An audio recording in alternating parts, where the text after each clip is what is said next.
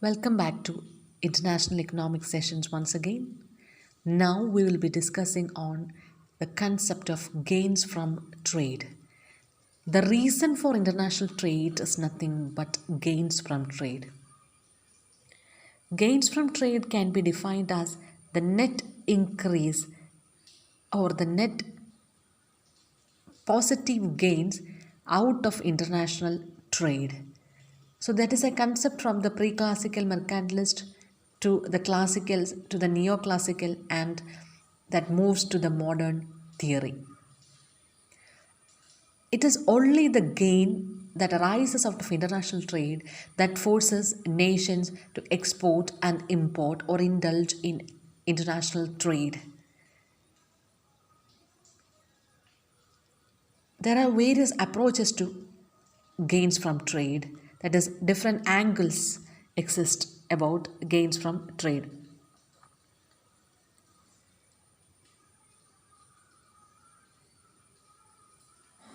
So we can say the division of labor, specialization, the increase in productivity, etc., are results of gains from trade. The positive gain out or positive return to the factors of production, the growth of output, etc., can be termed as the gain from trade. Now we shall discuss various approaches in international trade related with gains from trade. The very first one is the approach given by Adam Smith.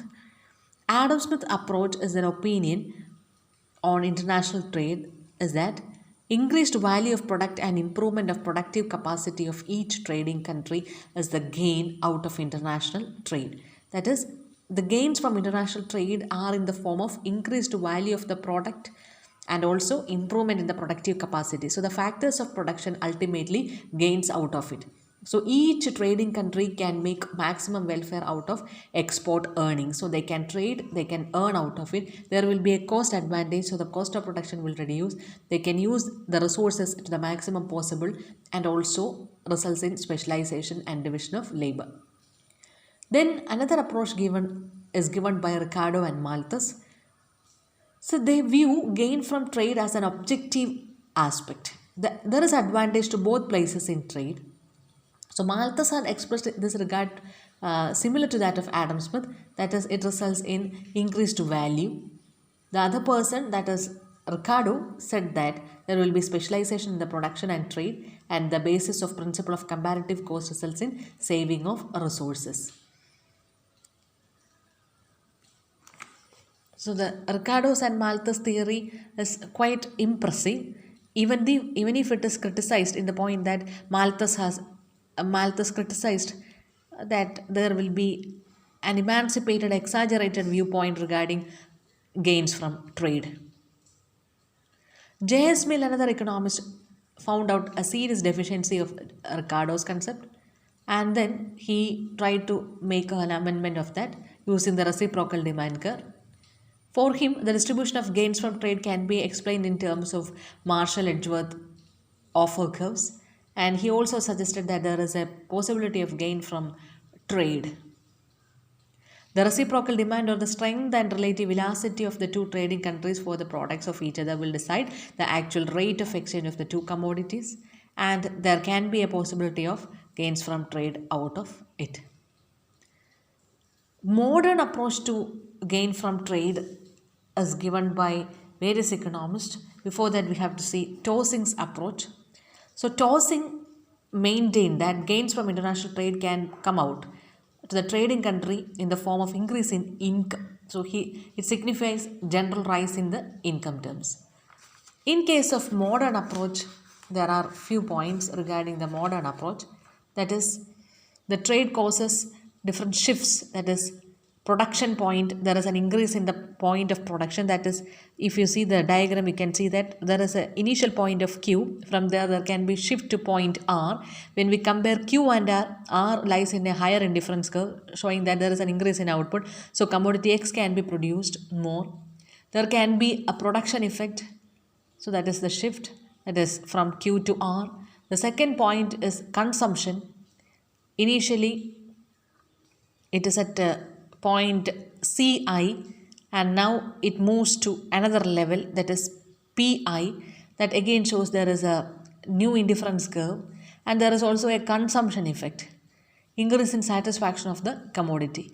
So the modern theories always suggest that there is a three-way gains from trade: production, consumption, and also that is specialization. So all these aspects comes into the kind of change that takes place in the economy. So that is gain from specialization.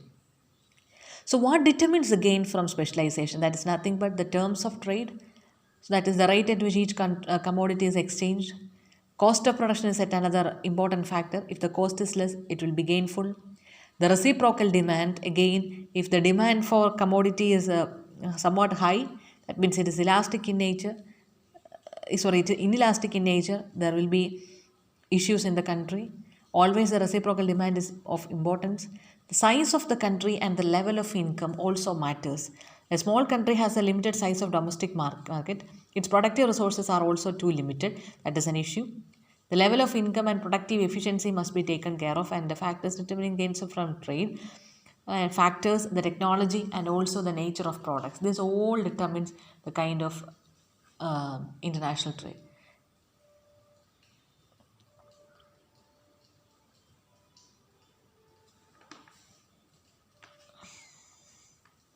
Sometimes the actual gain can happen when the country is large. Sometimes it is through free trade. There is a possibility. This all can happen. So to sum up, we can say that gains from trade can be in the form of increased in efficiency of resources, supply of resources. Then we can call it on the name of specialization, division of labor, production, increase in income, increase in consumption, better quality goods, etc. But at the same time, there can be distribution gains in the form of terms of trade. There can be special gains in the form of a small country, large nation trade. Sometimes a complete specialization is possible. So that can happen. So the problem is that sometimes there can be a reduction in production of certain commodities. It may occur. It may not. It is not a compulsory activity, but it can occur. There is another concept to be explained in the case of international trade, that is static and dynamic effects. So static effects involve reallocation of available resources and technologies, that is expansion in the production, increase in welfare, rise in national income and surplus, as well as activities such as more employment opportunities are available and the like. Then there is another concept known as dynamic gains from international trade that accrue to over a long period of time. So what happens? Refer to certain developments such as increased competition, then increase in national income, employment, overall standard of living, overall productivity of the national economy and the like. So terms of trade will happen. So that increased competition, widening of market, increase in investment, increase in the use of resources, and also it support growth as such. So these are the facts that support the dynamic trade. So the dynamic gains from trade. So these are most important aspects in international trade. So gains from trade may not be equitably distributed between nations, but we can say that there are trade. So what are the problems of trade? There can be certain problems. So if the gains from trade are not equally distributed, it can create an issue. Then what if the resources are replenished? What happens then? Domestic industries and competition is yet another aspect. The economic institutions and structure also may not be supporting an economy's growth. So coming to the earlier discussed diagram, so come to this point. So here we have we have a nation, country A. It is producing commodity Y and commodity X. So it wished to export commodity X and import another commodity from a nation.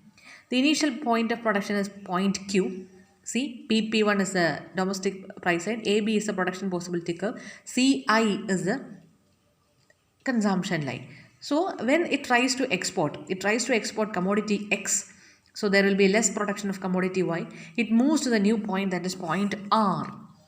It moves to the new point R. So what is the peculiarity of point R? Point R is in a new level. Point R is in a new level, new indifference curve as concerned with Q1. So this economical for country A to specialize in the production. So it is having, and from the original level it is moving. So it can export an additional unit of commodity X at MRMQ1 level. So the new equilibrium point, you can see that is a Q1. So why that is Q1? A gain from international trade that happens.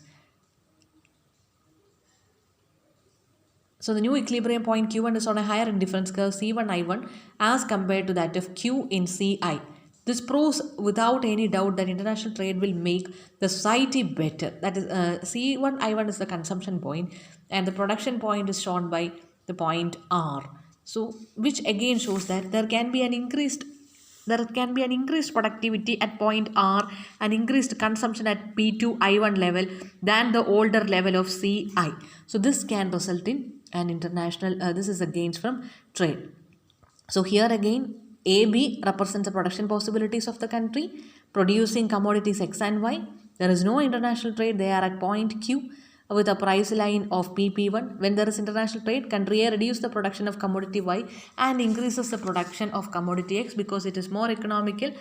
If a country decides to have the original level of consumption X, it can export an additional output of X equivalent to MR and MQ1 of Y because P2, P3 represents the international exchange ratio. Note that for country MR of R or of X, only MQ of Y can be obtained domestically. Therefore, the gain from international trade is equivalent to QQ1 of Y. That is, they are at a new level. They are at a new level.